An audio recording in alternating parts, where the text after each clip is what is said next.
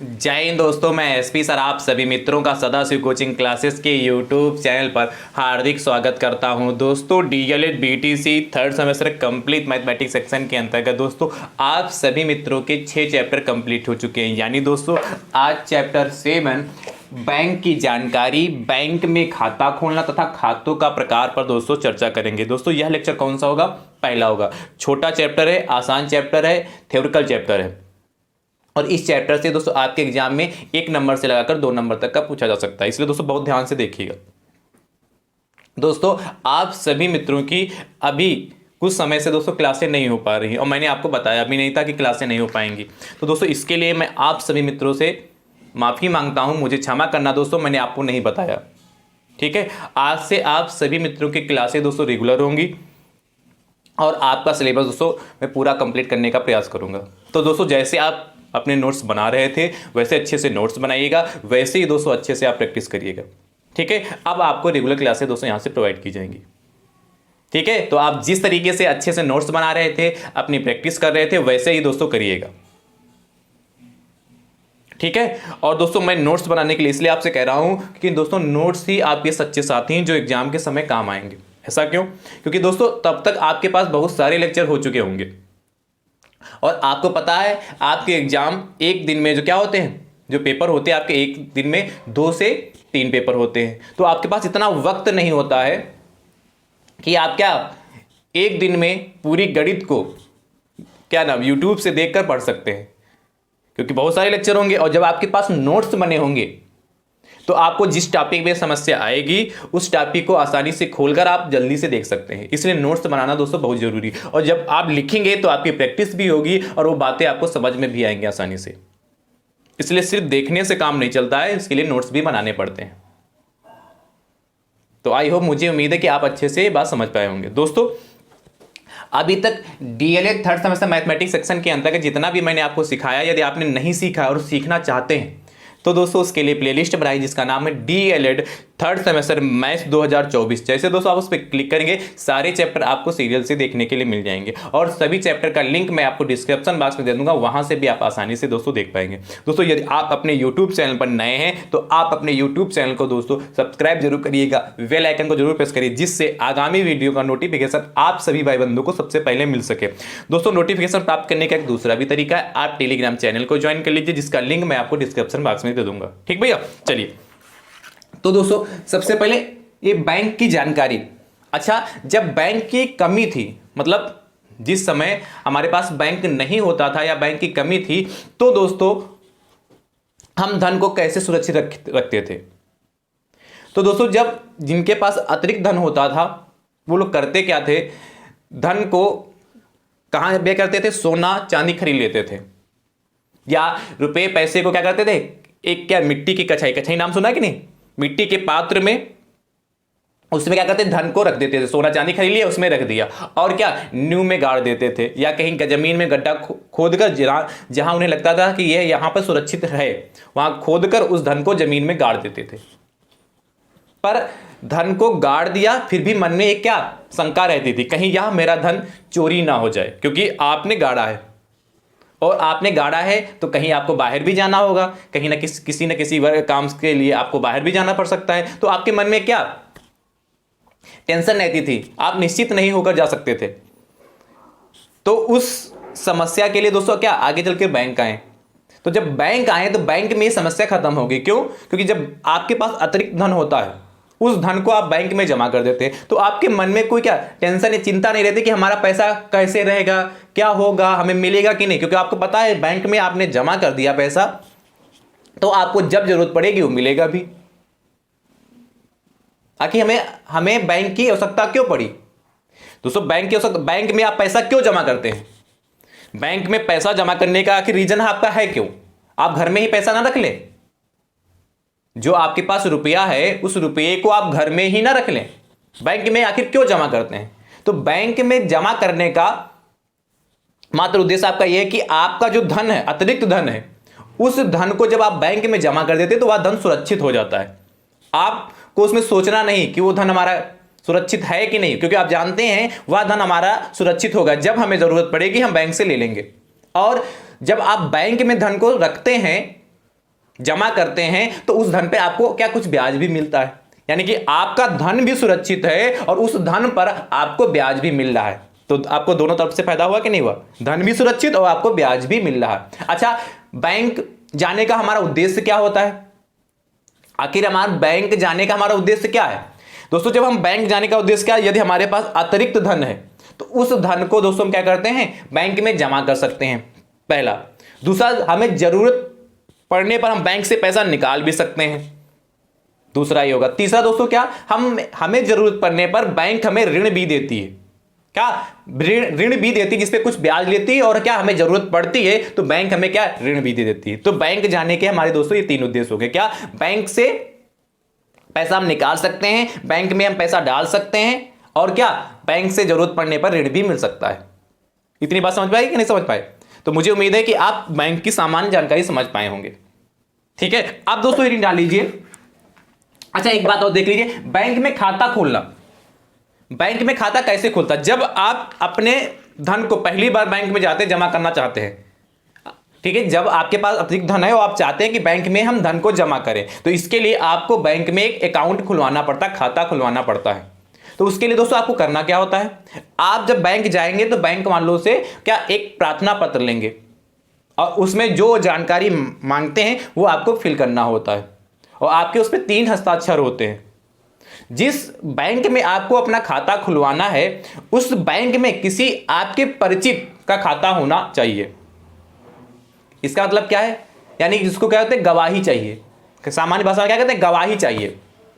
आपका जब परिचयदाता होगा, मतलब आपका परिचित होगा, उसका अकाउंट होगा, तो वो भी क्या करता है, अपना साइन करता है। जिस प्रार्थना पत्र को आप फिल करते हैं उस पर वो क्या करता है, साइन करता है, और साइन के साथ साथ दोस्तों अपना अकाउंट नंबर भी डालता है। या इसलिए किया जाता है कि जिससे यह पता चलता है कि यह व्यक्ति जिसने आपके प्रार्थना पत्र पे साइन किया है और अपना अकाउंट नंबर डाला है, ये कितने साल से आपको जानता है। इसलिए दोस्तों बैंक एक गवाही मांगता है जब अपना अकाउंट खुलवाते हैं। ठीक दोस्तों, तो इतनी बात मुझे उम्मीद है ये सब कुछ आपको पता है, खाली हमें थोड़ा सा बताना है। चलिए दोस्तों, अब आप हेडिंग डाल लीजिए दोस्तों। पहली हेडिंग, बैंक में खाता खोलने के प्रकार। बैंक में खाता खोलने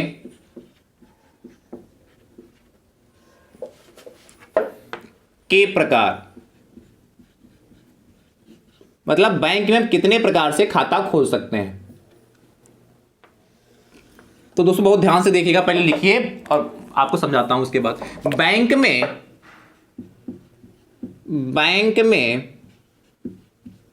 खाता खोलने के निम्नलिखित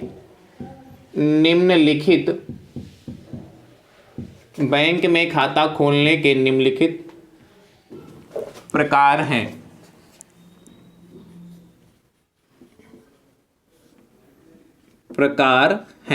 दोस्तों ध्यान से देखिएगा, पहला प्रकार आपके पास क्या है, पहला दोस्तों आपके पास है बचत खाता, सेविंग अकाउंट। जब आप बैंक में अपना खाता खोलने के लिए जाते हैं तो आपसे पूछता है बैंक, उसमें ऑप्शन दिए होते हैं आप कैसा खाता खुलवाना चाहते हैं। तो पहला दोस्तों खाता जो होता है बचत खाता, सेविंग अकाउंट होता है। दोस्तों बचत खाता क्या होता है, इस खाते को दोस्तों सामान्य व्यक्ति खुलवा सकता है, और इसमें दोस्तों जब आप धन को जमा करते हैं तो उस धन पर दोस्तों आपको ब्याज भी मिलता है, और आवश्यकता पड़ने पर उस धन को दोस्तों आप निकाल भी सकते हैं। क्या, बचत खाता में जब आप खोलते हैं तो आप क्या करते हैं, उसमें अपना धन जमा कर सकते हैं। जमा करने के बाद दोस्तों आपको आवश्यकता पड़ने पर वो धन निकाल भी सकते हैं, और दोस्तों उस पर आपको ब्याज भी मिलता है। यानी कि बचत खाता यदि आप खुलवाएंगे बैंक में तो आपको जो धन जमा करेंगे उस धन पर आपको ब्याज भी मिलेगा। ठीक है, चलिए दूसरा दोस्तों क्या होता है, दूसरा दोस्तों आपके पास होता है चालू खाता, करेंट अकाउंट, चालू खाता। ठीक है, अब चालू खाता क्या करंट अकाउंट क्या होता है दोस्तों करेंट अकाउंट क्या होता है, जो बड़े व्यापारी लोग होते हैं, कंपनियां होती, संस्थाएं होते हैं, निगम होते हैं, ये लोग दोस्तों बैंक में क्या करते हैं, चालू खाता खोलते हैं, करेंट अकाउंट खोलते हैं। चालू खाता में दोस्तों होता क्या है, इस खाते में आपको ब्याज नहीं मिलता है। क्या करते हैं, इस खाते में आपको ब्याज नहीं मिलेगा चालू खाते में, और चेक के द्वारा जो बड़े व्यापारी लोग होते हैं धन को क्या चेक के द्वारा, चेक के माध्यम से धन का इधर उधर स्थानांतरण करते रहते हैं। तो चालू खाता यदि आपने बैंक में खुलवा लिया तो आपको उस पर ब्याज नहीं मिलेगा, और बचत खाता की अपेक्षा चालू खाते में आप पैसे का लेन देन ज्यादा बार कर सकते हैं। मतलब एक दिन में कई बार चालू खाते से हम कर सकते हैं। बात समझ पाएंगे, नहीं समझ पाएंगे? यानी कि बचत खाते में आपको पैसे को डाल भी सकते हैं, निकाल भी सकते हैं, और क्या उस पर आपको ब्याज भी मिलता रहेगा। जबकि चालू खाते में सिर्फ आपको क्या, कोई भी ब्याज नहीं मिलेगा, सिर्फ आप क्या करते हैं, पैसे का स्थानांतरण आसानी से कर सकते हैं चेक के द्वारा से। यानी कि इसको कौन कौन खोल सकता है, जो बड़े व्यापारी होंगे, कोई बड़ी संस्था होगी, या कोई निगम होंगी, या कोई बड़ी बड़ी कंपनियां होंगी, वो लोग दोस्तों चालू खाता खोलते हैं। ठीक है, इतनी बात क्लियर होगी। तीसरा देखिए, तीसरा दोस्तों जो आपके पास है, सावधि जमा खाता, फिक्स डिपॉजिट अकाउंट, सावधि जमा खाता, थोड़ा हिंदी में लिखा है फिक्स डिपॉजिट अकाउंट, इसको ध्यान से समझिएगा। आपने सुना होगा एफडी, क्या सुना आपने, एफडी सुन रखा कि नहीं? तो सावधि जमा खाता मतलब एफडी आप खुलवाते हैं बैंक में। तो दोस्तों एफडी खुलवाने का तरीका क्या होता है, आप एक निश्चित धन को, आपने एक अमाउंट ले लिया, उस धन को आप बैंक में 1 साल 2 साल 5 साल के लिए क्या आप एफडी खुलवा लेते हैं। तो दोस्तों जो एफडी पर आपको ब्याज मिलता है, तो जो आपका बचत खाता होता है उससे अधिक ब्याज की दर होती है। क्या, यदि बचत खाता जो हम मान लेते हैं, बचत खाते पे 3.5% ब्याज मिल रहा, तो यहां पर दोस्तों ब्याज की दर होगी 3.5% से ज्यादा होगी। यानी कि क्योंकि आपने एक निश्चित धन को मान लेते हैं, एक निश्चित धन को आपने 5 साल के लिए जमा कर दिया बैंक में। तो जब आप निश्चित धन को 5 साल के लिए बैंक में जमा कर देते हैं, तो आप बैंक से क्या, उस धन, जितना भी धन आप देते हैं बैंक में, उसके लिए आपको बैंक प्रपत्र देता है, और उस पर लिख देता है कि आपने इतना धन दिया, कितने समय के लिए होता वो भी लिख देता है, क्या आपकी दर की प्रतिशत क्या है, कितने दर से मिलेगा, क्या आपका मतलब क्या इंटरेस्ट रेट क्या है, वो दोस्तों उस पर लिख देता है, और कितने समय बाद मिलेगा वो लिख देता है। जब आपका समय कंप्लीट हो जाता है, पूरा हो जाता है, मान लिया आपने 5 साल के लिए खुलवाया, तो आपका 5 साल जब कंप्लीट हो जाते हैं, उसके बाद आप जाते हैं, तो क्या आपको क्या बैंक उसका भुगतान कर देती है, उसके पहले आपका भुगतान नहीं होता है।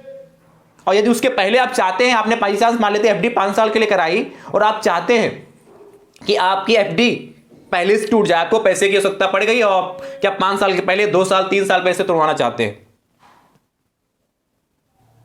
ठीक है, तब दोस्तों क्या होता है, आपके ब्याज दर में कटौती होकर आपको पहले भी पैसा मिल जाएगा। ऐसा नहीं कि आपने जमा कर दिया तो ये 5 साल बाद ही मिलेगा या 10 साल बाद ही मिलेगा, आपने जितने साल का खुलवाया पहले भी मिल जाएगा, पर आपके ब्याज के दर में कटौती हो जाएगी। तो समझ गए एफडी खुलवाने का मतलब सावधि जमा खाता कैसा होता है। चलिए अगला देखिए, चौथा दोस्तों क्या है, चौथा दोस्तों आपके पास है आवर्ती संचयी जमा खाता, आवर्ती रिकरिंग अकाउंट होता है, एक आवर्ती संचयी जमा खाता, जमा खाता, क्या आवर्ती संचयी जमा खाता दोस्तों, recurring deposit account, recurring deposit account. दोस्तों इसमें क्या होता है, इसमें भी दोस्तों जैसे सावधि जमा खाता है, वैसे दोस्तों क्या आपका संचयी जमा खाता भी होता है। इसमें भी दोस्तों क्या करते हैं, किसी धन को जैसे 1 साल, कम से कम 1 साल या 1 साल से लगाकर हम 10 साल तक के धन को क्या फिक्स कर सकते हैं। इसमें इस अकाउंट को खुलवाने से फायदा क्या रहता है, आपके पास मान लेते हैं पैसा बचाना आप चाहते हैं, तो आप हर साल क्या कर 1 साल के लिए खुलवा सकते हैं। 1 साल के लिए आपने संचयी जमा खाता खुला, तो 1 साल के लिए आपने पैसा क्या कर दिया, जमा कर दिया। तो इसमें भी दोस्तों ब्याज की दर ज्यादा होती है। एफडी के तरीके से ये भी दोस्तों होता है। समझ पाए कि नहीं समझ पाए, यानी कि 1 साल 2 साल 3 साल ऐसे आप क्या करते हैं, एक निश्चित धन को आप जमा कर सकते हैं, उस पर आपको ब्याज की दरें मिलेंगी ज्यादा सामान्य खाते से। अगला देखिए, पांचवा दोस्तों आपका होता है जो है अल्पवयस्क खाता, माइनर अकाउंट, अल्प वयस्क खाता। इसमें दोस्तों क्या होता है, जैसे नाम से स्पष्ट, अल्प वयस्क यानी कि 18 साल से कम की उम्र वाले जो बच्चे हैं वो भी दोस्तों बैंक में अपना अकाउंट खुलवा सकते हैं। 12 से ज्यादा और 18 से कम उम्र के जो भी बच्चे हैं वो अपना अकाउंट खुलवा सकते हैं। और दोस्तों वो या तो अपने नाम से खुलवाएं या अपने अभिभावक के साथ ज्वाइंट खाता खुलवा सकते हैं। ठीक है, इसलिए कि इसका नाम दिया गया अल्पवयस्क खाता, यानी कि 18 वर्ष की उम्र से कम जो हमारे बच्चे होते हैं वो दोस्तों इस खाते के अंतर्गत आते हैं। उस खाते का नाम क्या होगा, जब 18 से कम जिसकी उम्र होगी वो खाता खुलवाएगी, उसका नाम ही क्या होता, अल्पवयस्क खाता होता। ठीक है, चलिए अगला छठा दोस्तों जो आपका होता है बैंक मांग पत्र, बैंक ड्राफ्ट, बैंक मांग पत्र। जी दोस्तों आपने डाकखाने में एक नाम सुना होगा मनी ऑर्डर, बस वही काम है बैंक ड्राफ्ट का। जो काम मनी ऑर्डर का वही काम दोस्तों हमारा बैंक मांग पत्र का होता है।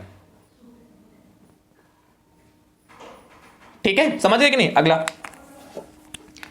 सातवां दोस्तों जो आपके पास है मूल्यवान वस्तुओं की सुरक्षा के लिए लाकर, मूल्यवान वस्तुओं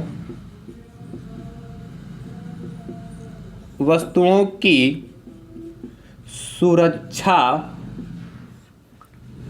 के लिए लाकर।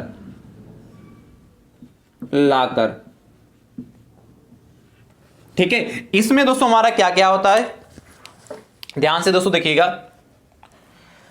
मूल्यवान वस्तुओं की सुरक्षा के लिए लाकर की व्यवस्था होती है। जैसे आपके पास आभूषण है या कोई आपके प्रॉपर्टी पेपर है या आपके पास कोई मूल्यवान वस्तु है। ठीक है, आपके पास कोई मूल्यवान वस्तु है और आप क्या करते हैं, उसको सुरक्षित रखना चाहते हैं, तो आप बैंक में जाकर एक मूल्य पे करना होता है और उस मूल्य को पे करके आप अपने धन को, या आप धन तो खैर इसमें अकाउंट में जाओगे, यदि आपके पास ऐसे कोई प्रॉपर्टी है या कोई आप सोना चांदी जो भी आपके पास है जो मूल्यवान वस्तु है उसको आप क्या लाकर में रख सकते हैं दोस्तों। तो दोस्तों मूल्यवान वस्तुओं की सुरक्षा के लिए लाकर में क्या व्यवस्था होता है, लाकर में दोस्तों क्या होता है, बैंक में एक स्ट्रांग रूम होता है। उस रूम के अंदर दोस्तों अलमारी होती है। उस अलमारी की दोस्तों 2 चाबियां होती हैं। एक चाबी जो अपने धन को रखना चाहता है, जो मूल्यवान वस्तुओं को उसमें रखना चाहता है उसके पास होती है, और एक चाबी दोस्तों बैंक के पास होती है। ठीक है, बैंक के पास जो चाबी होती है उसको मास्टर की कहते हैं दोस्तों। मास्टर की से बैंक वाले क्या करते हैं, अलमारी को खोल देते हैं, उसके बाद वो हट जाते हैं। आपके पास जो मूल्यवान वस्तु है वो आप अपनी चाबी से खोलकर उसमें रख देते हैं और उस चाबी को आप अपने घर लिए चले आते हैं, और क्या मास्टर की उन्हीं के पास रहती। लाकर की इस तरीके से दोस्तों व्यवस्था की जाती है। तो यहां पर क्या, लाकर में आपको अपनी मूल्यवान वस्तुओं को जब रखना होता है उसके लिए कुछ धन आपको पे करना होगा, बैंक को देना होगा। ठीक है, चलिए तो ये दोस्तों आपने जो बैंक में खाता खोलने के प्रकार देख लिए। 7 टाइप से दोस्तों बैंक में आप खाता खोल सकते हैं, और मुझे उम्मीद है आप अच्छे से इनको समझ भी पाए होंगे। चलिए फटाफट नोट कर लीजिए, फिर दोस्तों आगे चर्चा करते हैं।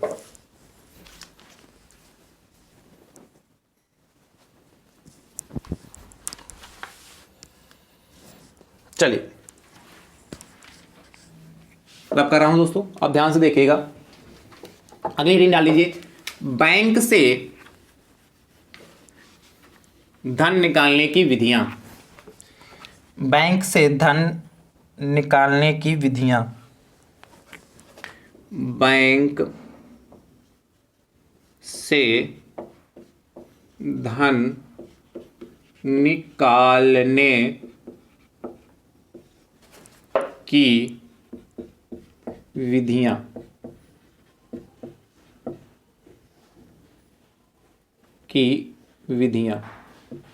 ध्यान से देखिए, बैंक से धन निकालने की विधियां कौन कौन सी हैं।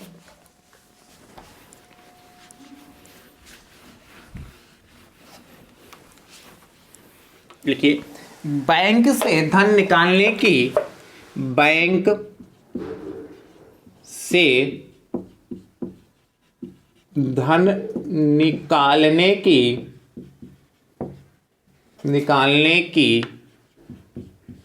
निम्नलिखित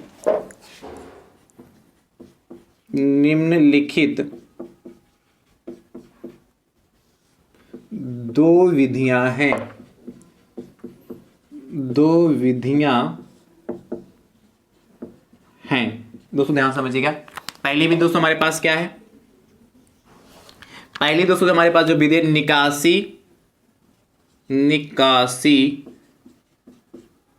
इसी को दोस्तों कहते हैं आहरण फॉर्म द्वारा। दूसरा दोस्तों चेक द्वारा है। दूसरा क्या दोस्तों आपके पास है? चेक द्वारा है।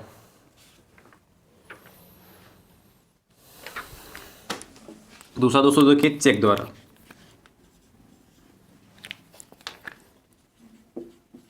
चेक द्वारा, ठीक है। निकासी आहरण फार्म द्वारा, जैसे कि उसको क्या बोलते हैं? विड्रॉल। समझ गए ना?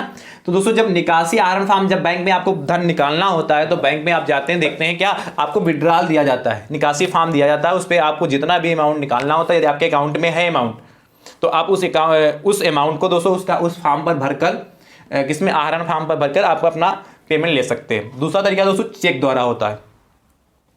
दोस्तों चेक के द्वारा भी आप अपने अकाउंट से पैसा निकाल सकते हैं, ठीक है। पर चेक बनाने के लिए आपसे बैंक कुछ पैसा लेती है। क्या? जब आप चेक बनवाते हैं, जैसे 10 पेज, 20 पेज, 25 पेज, 100 पेज की, ये क्या होता है? एक पुस्तिका होती है। उसमें दोस्तों क्या चेक दे रखे होते हैं। उस चेक में दोस्तों क्या होता है, आप जब चेक से पैसा निकालते हैं, इसका तो पैसा कोई नहीं पड़ेगा। निकासी फॉर्म जब बैंक से देते तो फ्री देता, पर चेक बुक बनवाने के लिए आपको बैंक में कुछ पैसा देना होता है। कुछ पैसा चेक बनाने के लिए लेती है। यदि आप नहीं देते हैं तो आपके अकाउंट से काट लेती है, ठीक है। अब दोस्तों आगे टॉपिक दोस्तों चर्चा करेंगे, ध्यान से देखिएगा। इसको नोट कर लिया? अगली हेडिंग दोस्तों डालिए,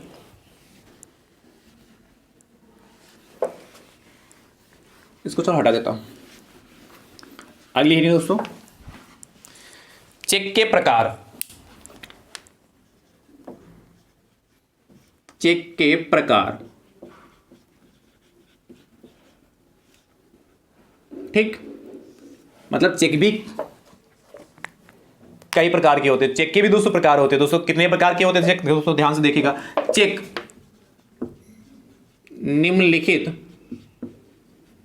निम्नलिखित तीन प्रकार के होते हैं। निम्नलिखित 3 प्रकार के होते हैं। दोस्तों ध्यान से समझिएगा। पहला दोस्तों प्रकार कौन सा है आपके पास? पहला दोस्तों आपके पास जो टाइप है, वाहक चेक, या दोस्तों इसी को कहते हैं धारक चेक, या दोस्तों इसी को कहते हैं बियरर चेक। बियरर चेक, ये पहला टाइप है दोस्तों चेक का। दूसरा दोस्तों टाइप देखिएगा। दूसरा दोस्तों जो आपके पास टाइप है आदेशित चेक। आदेशित चेक, या इसी को कहते हैं इंग्लिश में ऑर्डर, ऑर्डर चेक, ठीक है। तीसरा टाइप दोस्तों क्या होता है? रेखांकित, रेखांकित चेक, या इसी को दोस्तों कहते हैं cross check. Cross check English में कहते हैं। तीनों को दोस्तों नोट कर लीजिए, फिर बारी बारी से दोस्तों तीनों को समझाते हैं। फटाफट दोस्तों नोट करिए।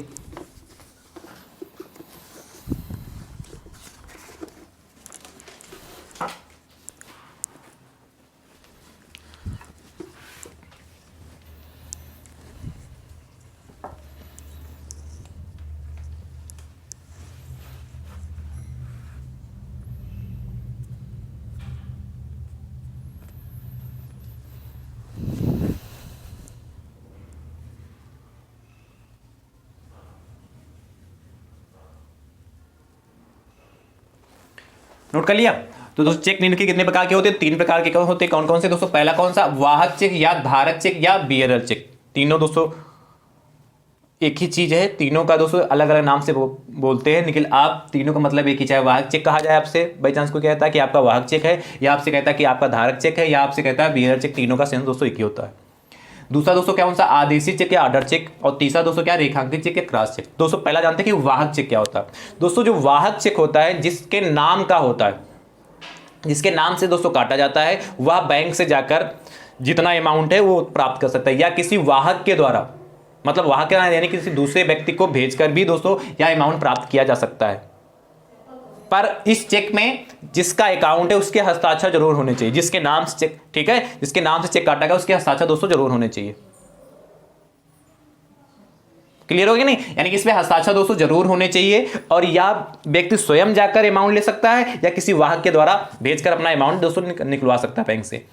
आदेशी चेक या आर्डर चेक, नाम से स्पष्ट, आदेशी चेक मतलब इस चेक को जिसके नाम से काटा जाता है सिर्फ वही जाकर बैंक से अपना भुगतान ले सकता है। मतलब जिसके नाम ही आदेशी चेक या आर्डर चेक, जिसके नाम का चेक काटा गया वही बैंक में जाएगा, उसी को ही दोस्तों धन मिलेगा। तीसरा दोस्तों आपके पास क्या, रेखांकित चेक या क्रॉस चेक। ये भी दोस्तों दो टाइप के होते हैं। रेखांकित, नाम से इस पर रेखांकित चेक, रेखांकित चेक मतलब करने का मतलब इस तरीके से दोस्तों दो लाइनें खींची जाती हैं। आपने देखा होगा चेक, तो यदि रेखांकित चेक है या उसी को कहते हैं क्रॉस चेक है, तो उस चेक के ऊपर इस तरीके से दो लाइनें खींची जाती हैं। तो ये भी दोस्तों दो टाइप से होते हैं, दो तरीके से लिखा होता है। क्या क्या लिखा होता है दोस्तों, ध्यान समझिएगा। रेखांकित चेक पर दोस्तों लिखा होता है नॉट नेगोटिएबल, या दोस्तों लिखा मिलता है अकाउंट पे ओनली, A/C, अकाउंट पे ओनली। ठीक है, ये दोस्तों पहला तरीका। या दोस्तों उस पे लिखा मिलेगा, दूसरा में क्या लिखा मिल सकता है दोस्तों, एंड CO डॉट। इतनी बात क्लियर हुई क्या? आपको दोस्तों दो तरीके से दोस्तों लिखा मिलेगा। क्या लिखा मिलेगा, रेखांकित चेक या क्रॉस चेक में ये इस तरीके से दो लाइनें खींची होंगी, इसके मध्य में दोस्तों आपको लिखा नॉट नेगोटिएबल, या दोस्तों नॉट नेगोटिएबल नहीं लिखा होगा तो अकाउंट पे ओनली, A/C लिखा, यानी कि अकाउंट पे ओनली लिखा होगा। इसका मतलब क्या है, इसका मतलब है कि जिसके नाम का चेक है वही अपने बैंक, वही अपने अकाउंट में जमा कर वो क्या कर सकता है, प्राप्त कर सकता है। क्या लिखा है, अकाउंट पे ओनली, केवल जिसके नाम का चेक है वही जाएगा अपने अकाउंट में जमा कर प्राप्त कर सकता है चेक। पर यदि दोस्तों रेखांकित चेक के मध्य दो रेखांकित मतलब बाई लाइनें खींची होंगी, बाई ओर यदि लाइनें खींची हैं उस पर लिखा एंड, ये इस तरीके से निशान बना, CO डॉट लिखा है, तो इसका मतलब दोस्तों क्या होता है, वह अपने खाते में जमा करके पैसा भी प्राप्त कर सकता है या किसी दूसरे के चालू खाते में इस चेक को जमा करके अमाउंट को प्राप्त कर सकता है। नहीं समझे क्या, इसमें सिर्फ अपने ही अकाउंट में जिसके नाम का चेक काटा गया है, यदि ये लिखा है, इन दोनों में से कुछ लिखा है, अपने नाम, जिसके नाम से काटा गया उस वही व्यक्ति अपने अकाउंट में जमा कर अमाउंट को प्राप्त कर सकता है। पर यदि एंड CO डॉट लिखा है दोस्तों, इस तरीके से दोस्तों लिखा मिल गया आपको, रेखांकित चेक के मध्य में बाईं ओर दोस्तों ये लाइनें खींची होती है, वहां पर दोस्तों यदि ये लिखा मिलेगा तो दोस्तों वह अपने अकाउंट में जमा कर भी प्राप्त कर सकता है, या दोस्तों वह किसी दूसरे के चालू खाते में भी दोस्तों इसको जमा करके अमाउंट को प्राप्त कर सकता है। समझ गए कि नहीं समझ पाए? तो इन दोनों का मतलब समझ गए, यानी कि रेखांकित चेक भी दोस्तों आपके दो प्रकार के होते हैं। तो आपसे पूछ सकता है रेखांकित चेक कितने प्रकार के होते हैं, तो रेखांकित चेक भी दोस्तों आपके दो प्रकार के होते हैं। वैसे चेक कितने प्रकार के होते हैं, तो चेक आपके कितने, 3 प्रकार के होते हैं। यदि आपसे पूछता रेखांकित चेक कितने प्रकार के होते हैं तो आप बताएंगे 2 प्रकार के होते हैं। चलिए फटाफट नोट कर लीजिए।